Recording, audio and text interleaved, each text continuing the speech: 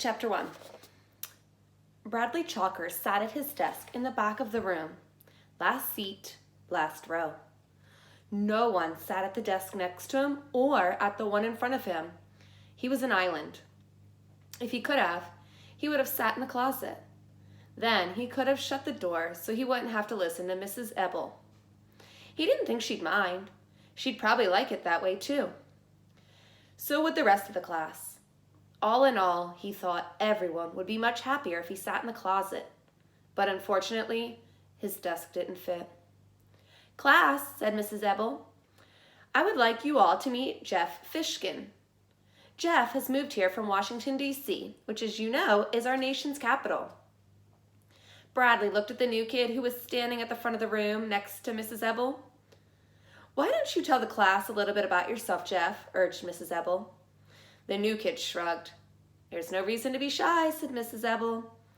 The new kid mumbled something, but Bradley couldn't hear what it was. "Have you ever been to the White House, Jeff?" Mrs. Ebel asked. "I'm sure the class would be very interested to hear about that." "No, I've never been there," the new kid said very quickly as he shook his head. Mrs. Ebel smiled at him. "Well, I guess we'd better find you a place to sit." She looked around the room. I don't see any place except, I suppose you can sit there at the back." "No, not next to Bradley," a girl in the front row exclaimed. "At least it's better than in the front of Bradley," said the boy next to her. Mrs. Ebel frowned. She turned to Jeff. "I'm sorry, but there's no other empty desks." "I don't mind where I sit," Jeff mumbled.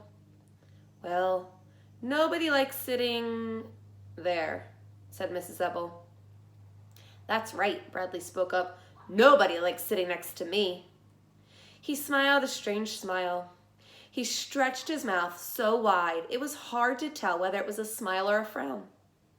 He stared at Jeff with bulging eyes as Jeff awkwardly sat down next to him. Jeff smiled back at him, so he looked away. As Mrs. Ebel began the lesson, Bradley took out a pencil and a piece of paper and scribbled. He scribbled most of the morning, sometimes on the paper and sometimes on his desk. Sometimes he scribbled so hard his pencil point broke. Every time that happened, he laughed. Then he'd take the broken point to one of the gobs of junk in his desk, sharpen his pencil, and scribble again. His desk was full of little wads of torn paper, pencil points, chewed erasers, and other unrecognizable stuff, all taped together. Mrs. Ebel handed back a language test. "Most of you did very well," she said. I was very pleased. There were 14 A's and the rest B's. Of course there was one F, but she shrugged her shoulders. Bradley held up his test for everyone to see and smiled that same distorted smile. Mrs. Ebel went over the correct answers with the class. Bradley took out a pair of scissors and very carefully cut his test paper into tiny squares. When the bell rang for recess, he pulled on his red jacket and walked outside, alone. "Hey, Bradley, wait up," someone called after him. Startled, he turned around. Jeff, the new kid, hurried alongside him. "Hi," said Jeff. Bradley stared at him in amazement. Jeff smiled. "I don't mind sitting next to you," he said. "Really?" Bradley didn't know what to say.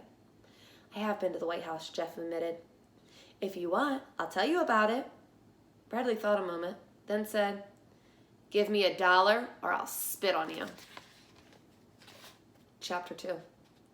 There are some kids, you can tell just by looking at them, who are good spitters. That is probably the best way to describe Bradley Chalkers. He looked like a good spitter. He was the oldest and the toughest looking kid in Mrs. Ebel's class. He was a year older than the other kids. That was because he had to take the 4th grade twice.